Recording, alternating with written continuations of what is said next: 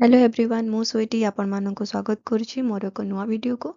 आज वीडियोटी होची षष्ठ श्रेणी साहित्य बहिर चतुर्थ चैप्टर शरत नई कूले। याकू लिखिछंती कवि राधा मोहन गडनायक। मो किछि कवि को परिचय इति देदेबी। डॉक्टर राधा मोहन गडनायक हेउछंती जने आधुनिक जुगर ओडिया काव्य साहित्य रे जने श्रेष्ठ छंद कवि भाव सुपरिचित। तांकर जन्म 1911 मसीह होइतिला एवं 2000 मसीह तांकर मृत्यु घटितिला। अनुगुଳର କଲଣ୍ଡାପାଳ ଗ୍ରାମରେ କବି ଜନ୍ମଗ୍ରହଣ କରିଥିଲେ।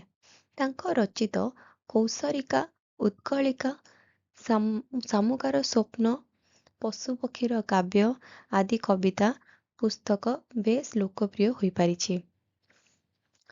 ସୂର୍ଯ୍ୟ ଓ ଅନ୍ଧକାର କାବ୍ୟ ଗ୍ରନ୍ଥ ପାଇଁ ସେ ଏକ ସାହିତ୍ୟ ଏକାଡେମୀ ପୁରସ୍କାର ଲାଭ କରିଛନ୍ତି। এই କବିତାର ଆଦର୍ଶ କ'ଣ ରହିଲା ନା ପଠିତ ଶରତ ନଈ କୂଳେ କବିତାଟି କବିଙ୍କ ଲିଖିତ କୌସରିକା କବିତା ଗ୍ରନ୍ଥରୁ ସଂଗୃହୀତ। ଶରତ ଋତୁରେ ପ୍ରକୃତିର ଶୋଭା ଅତୀବ ମନମୁଗ୍ଧକର ହୋଇଥାଏ। ବିଶେଷତଃ ଏହି ଋତୁରେ ନଈ କୂଳରେ ଦୃଶ୍ୟମାନ ପ୍ରାକୃତିକ ଶୋଭାଶ୍ରୀ କବିଙ୍କୁ ବେଶ ଆନାମନା କରିଛି, ଯାହାକି ଉକ୍ତ କବିତାରେ ସ୍ଥାନ ପାଇଛି। ଶରତ ଋତୁରେ ନଦୀ କୂଳରେ ଯେଉଁ ସବୁ ମନୋରମ ଦୃଶ୍ୟ ଦେଖିବାକୁ ମିଳେ ତାହା ହିଁ ଏହି କବିତାରେ ବର୍ଣ୍ଣନା କରାଯାଇଛି।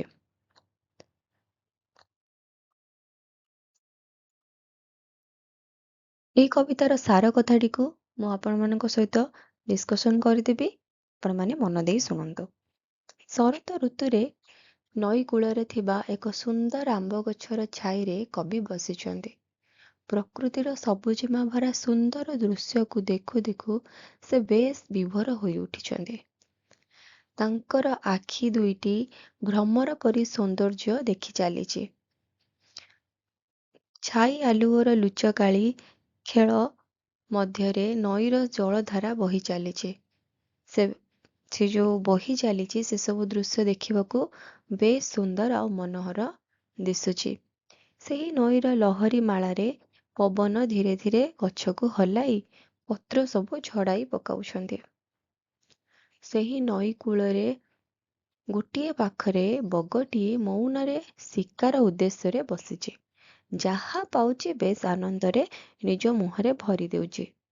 ଗେଣ୍ଡାଳିଆଟିଏ ସେଇ ନଈ କୂଳରେ ଝାମ୍ପ ମାରି ନୀଳ ଆକାଶକୁ ଉଠି ଯାଉଛି। ନଈ ଆରପାରିରେ ଗାଈ ବାଛୁରୀ ପଲ ସବୁଜ ପଡ଼ିଆରେ ଚରୁଥିବାର ଦେଖାଯାଉଛି।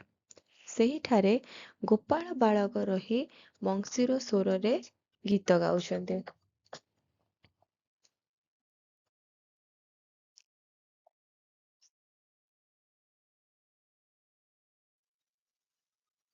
ନଈ ଆରପାରିରେ ଗାଈ ବାଛୁରୀ ପଲ ସବୁଜ ପଡ଼ିଆରେ ଚରୁଥିବାର ଦେଖାଯାଉଛି।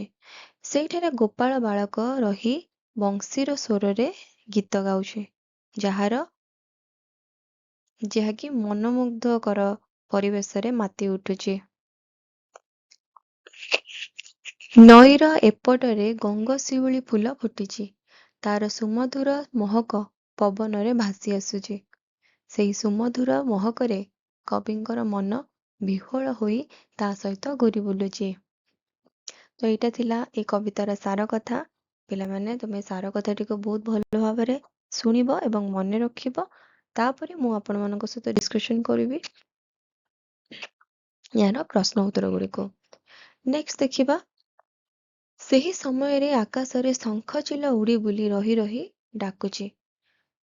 ଦୂରରେ ଯେଉଁ ବାଳକମାନେ ଥିଲେ ସେମାନେ ଉଚ୍ଚ ସ୍ୱରରେ କହି ଉଠିଲେ, ହେଇରେ ଭାଇ, ବିଜୟ ସମ୍ପଦକୁ ଦେଖ। ଶରତର ଏହି ଶୁଭ ଅବସରରେ ଧୂସର ଆକାଶରେ ସୁନୀଳ ବଉଦ ଉଡ଼ି ଯାଉଛି। ଉପରେ ମେଘମାଳ, ତଳେ ନଈ ବହି ଯାଉଛି। କବି କହୁଛନ୍ତି, ଏପରି ଏକ ପରିବେଶକୁ ଦେଖି ମୋ ମନରେ ସତେ ଯେପରି କିଏ କହୁଛି ଏ ସୃଷ୍ଟିର ଜନଜୀବନରେ ଆମେ ସୌନ୍ଦର୍ଯ୍ୟକୁ ଭରି ଦେଇଛୁ। ପ୍ରଶ୍ନ ଉତ୍ତର ଗୁଡ଼ିକୁ ଦେଖିବା। କବିତାର ଗୋଟିଏ ଲେଖାଏଁ ପଦ ଆବୃତ୍ତି କର। 2 ନମ୍ବର ପ୍ରଶ୍ନଟି ହେଉଛି କବିତାର ଯେଉଁ ପଦରେ ଏ କଥା କୁହାଯାଇଛି ସେହି ପଦକୁ ଆବୃତ୍ତି କର। ବଗ ଶିକାର ପାଇଁ ବସିଛି। କବିତାରେ ଏ ପଦଟି କୋଉଠି କୁହାହେଇଛି କୋଉ ଇଏରେ ନା ସୁଅର ଏକ ପାଶେ ମୌନ ବକ ବସିଛି ତାର ଶିକାର ଅଭିଳାଷେ ପାଉଛି ଯାହା ଅତୁଳ ସୁଖେ ଦେଉଛି ଭରି ଆପଣା ମୁଖେ ଗେଣ୍ଡାଳିଆ ଝାମ୍ପ ମାରି ଉଡ଼ାଇ ନୀଳ ଆକାଶେ। ହ ନମ୍ବର ହେଉଛି ଶଙ୍ଖ ଚିଲ ଆକାଶରେ ଉଡୁଛି। ଏଇ ଲାଇନଟି କୋଉଠି ଲେଖା ହେଇଛି? ସେତିକି ବେଳେ ତହିଁ ଶଙ୍ଖ ଚିଲ ଉଠଇ ଡାକି ଆକାଶେ ରହି ରହି ଦୂରେ ଯେ ଥିଲେ ବାଳକ ଦଳ ଉଚ୍ଚ ମିଳି ତୋଳିଲେ ସ୍ୱର ହେଇରେ ଭାଇ ବିଜୟଶିରି ଦେଖରେ ଦେଖ ଭାଇ। ଗ ନମ୍ବର ହେଉଛି ଗୋପାଳ ପିଲା ବଂଶୀ ବଜାଉଛନ୍ତି। ନଈର ଆର ପାରେ ଦିଶୁଛି ଗାଈ ବାଛୁରୀ ପୋଲ ସବୁଜ ପଡ଼ିଆରେ ଗୋପାଳ ପୁଅ ସେଇଠି କାହିଁ ବଇଁଶୀ ସୁରେ ଦେଉଛି ଗାଈ ମୂର୍ଚ୍ଛନାଟି ଉଠୁଛି ମାତି ସତେକି ତାଳେ ତାଳେ। ଶରତ ଆକାଶରେ ନୀଳ ମେଘ ଅତି ସୁନ୍ଦର ଦେଖାଯାଉଛି। ଶରତ ଲଗନରେ ସୁନୀଳ ଏକ ବଉଦ ଉଡ଼େ ଧୂସର ଗଗନରେ ଉପରେ ମେଘ ତଳେ ନଈ ମନରେ ମୋର ଦିଅଇ କହି ସୃଷ୍ଟି ଧାମେ ସୁଷମା ଆମେ ଭରୁଛୁ ଜୀବନରେ। 3 ନମ୍ବର ପ୍ରଶ୍ନକୁ ଯିବା। 3 ନମ୍ବର ପ୍ରଶ୍ନରେ ଦେଇଛି ନିମ୍ନଲିଖିତ ବାକ୍ୟ ଗୁଡ଼ିକୁ ଉତ୍ତର ମନେ କରି ଏଗୁଡ଼ିକ ପାଇଁ ଗୋଟିଏ ପ୍ରଶ୍ନ ତିଆରି କର। କ ନମ୍ବର ପ୍ରଶ୍ନଟି ହେଉଛି କବି ଶରତ ଋତୁରେ ନଈକୂଳ ଆମ୍ବ ଗଛ ମୂଳେ ବସିଥିଲେ। ତାହେଲେ ଆକୁ ଆମେ ପ୍ରଶ୍ନ କଲେ କ'ଣ ହବ ନା କିଏ ଶରତ ଋତୁରେ ନଈକୂଳ ଆମ୍ବ ଗଛ ମୂଳେ ବସିଥିଲେ। ଆହୁରି ବି ଗୋଟେ ପ୍ରକାରର ପ୍ରଶ୍ନ ହେଇପାରିବ କବି କେଉଁ ଋତୁରେ ନଈକୂଳ ଆମ୍ବ ଗଛ ମୂଳେ ବସିଥିଲେ। ଆଉ ଗୋଟେ କ'ଣ ହେଇପାରିବ ନା କବି ଶରତ ଋତୁରେ କେଉଁଠି ବସିଥିଲେ। ଖ ନମ୍ବର ପ୍ରଶ୍ନଟି ହେଉଛି ନଈର ଜଳଧାରା ମନୋହର ଦେଖାଯାଉଛି। ପ୍ରଶ୍ନ କଲେ କ'ଣ ହବ ନା କାହାର ଜଳଧାରା ମନୋହର ଦେଖାଯାଉଛି। ଆଉ କ'ଣ ହେଇପାରିବ ପିଲାମାନେ ନା କ'ଣ ମନୋହର ଦେଖାଯାଉଛି। ଆଉ ଗୋଟେ ପ୍ରକାର ହେଇପାରିବ ନଈର ଜଳଧାରା କିପରି ଦେଖାଯାଉଛି। 3 ନମ୍ବର ଗ ନମ୍ବର ପ୍ରଶ୍ନଟି ରହିଛି କ'ଣ ନା ବଗ ନଈ ସୁଅର ଗୋଟିଏ ପଟେ ଶିକାର ପାଇଁ ବସିଛି। ତାହେଲେ ଆକୁ ଆମେ ପ୍ରଶ୍ନ କଲେ କ'ଣ ହବ ନା କିଏ ନଈ ସୁଅର ଗୋଟିଏ ପଟେ ଶିକାର ପାଇଁ ବସିଛି।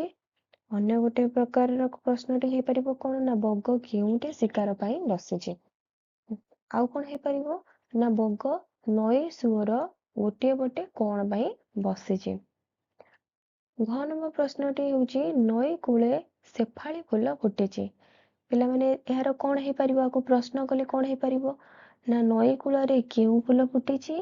ଆଉ ଗୋଟେ କ'ଣ ହେଇପାରିବ ନା ଶେଫାଳି ଫୁଲ କେଉଁଠି ଫୁଟିଛି। 4 ନମ୍ବର ପ୍ରଶ୍ନଟି ହେଉଛି ସବୁଜ କୋଳ ମୌନ ବକ ଧୀର ସମୀର ଶବ୍ଦରେ ଥିବା ବିଶେଷ୍ୟ ପଦକୁ ଲେଖ। ତାହେଲେ ବିଶେଷ୍ୟ ପଦ ଗୁଡ଼ିକ କ'ଣ ରହିଲା ନା କୋଳ ବକ ସମୀର। 5 ନମ୍ବର ପ୍ରଶ୍ନ ହେଉଛି ନିମ୍ନଲିଖିତ ପ୍ରତ୍ୟେକ ଶବ୍ଦର ଅର୍ଥ ବୁଝାଉଥିବା ଆଉ ଗୋଟିଏ ଶବ୍ଦ ଲେଖ। କ'ଣ ନା ନୟନ ନୟନର ଆଉ ଗୋଟେ ଶବ୍ଦ ହେଉଛି କ'ଣ ଚକ୍ଷୁ। ଢେଉ ଢେଉର ଆଉ ଗୋଟେ ଶବ୍ଦ ହେଉଛି ତରଙ୍ଗ। ଗଛ ଗଛର ପାଦପ। ଭ୍ରମର ଭ୍ରମରର ଅଳି। ଜଳର ଆଉ ଗୋଟେ ଶବ୍ଦ ହେଉଛି ନୀର। ସମୀରର ଆଉ ଗୋଟେ ଶବ୍ଦ ବାୟୁ। ଶେଫାଳିର ସେପରି ଆଉ ଗୋଟେ ଶବ୍ଦ ହେଉଛି ଗଙ୍ଗଶିଉଳି। କବିତାରେ ଥିବା ପଦରୁ ଗୋଟିଏ ଧାଡ଼ି ଦିଆଯାଇଛି ପରବର୍ତ୍ତୀ ଧାଡ଼ିଟି ପୂରଣ କର। ମଧୁର ତାର ମହକ ରାଶି ପବନ ସାଥେ ଆସୁଛି ଭାସି ଦୂରେ ଯେ ଥିଲେ ବାଳକ ଦଳ ଉଚ୍ଚ ମିଳି ତୋଳିଲେ ସୁର। ସୁଅର ଏକ ପାଶେ ମୌନ ବକ ବସିଛି ତାର ଶିକାର ଅଭିଳାଷେ ହଲାଇ ଗଛ ପତର ରାଶି ସମୀର ଧୀର ଧୀରେ ପଡ଼ଇ ଝାସେ।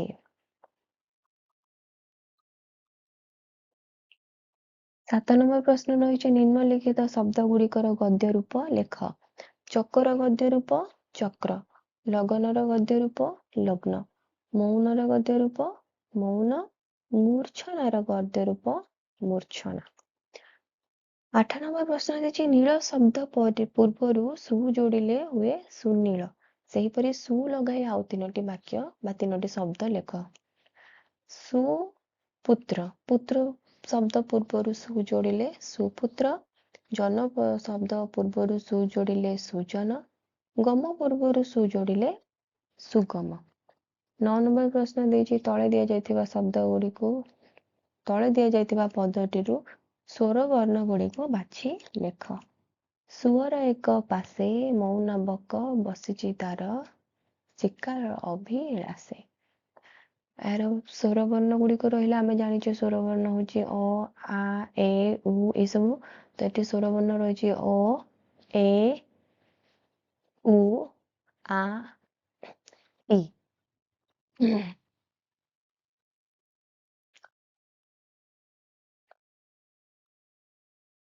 ନେକ୍ସଟ ମୁଁ ଆପଣମାନଙ୍କ ସହିତ ପରୀକ୍ଷା ଉପଯୋଗୀ କିଛି ଅତିରିକ୍ତ ପ୍ରଶ୍ନ ସେୟାର କରିବି।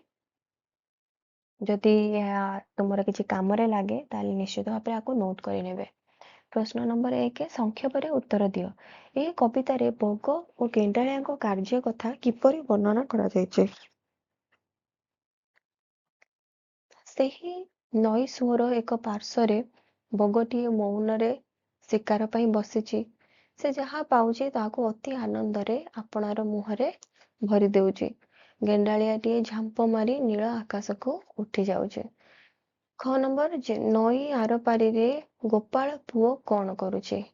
ନଈ ଆରପାରିରେ ଥିବା ସବୁଜ ଘାସ ପଡ଼ିଆରେ ଗାଈ ବାଛୁରୀ ପଲ ଦିଶୁଛନ୍ତି।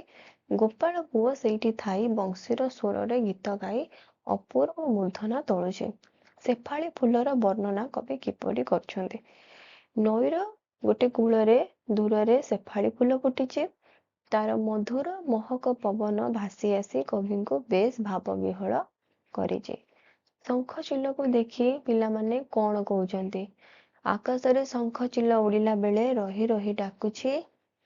ଦୂରରେ ଥିବା ବାଳକମାନେ ତାକୁ ଦେଖି ଉଚ୍ଚ ସ୍ୱରରେ କହିବାରେ ଲାଗିଲେ, ହେ ଭାଇ, ବିଜୟର ଶବଦ ଏହାକୁ ଦେଖ। ଶରତ ଆକାଶରେ ନୀଳ ମେଘ କଥା କିପରି ବର୍ଣ୍ଣନା କରାଯାଇଛି? ଶରତ ଋତୁରେ ଧୂସର ଆକାଶରେ ନୀଳ ମେଘ ଖଣ୍ଡେ ଉଡ଼ି ଉଡ଼ି ଯାଉଛି। ଉପରେ ମେଘର ଦୃଶ୍ୟ ଓ ତଳେ ନଦୀ ବହିଯିବାର ଦୃଶ୍ୟ ବେଶ ମନୋରମ ଦିଶୁଛି। କବିଙ୍କର ଆଖି ଭ୍ରମର ସହିତ ତୁଳନା କରାଯାଇଛି କାହିଁକି?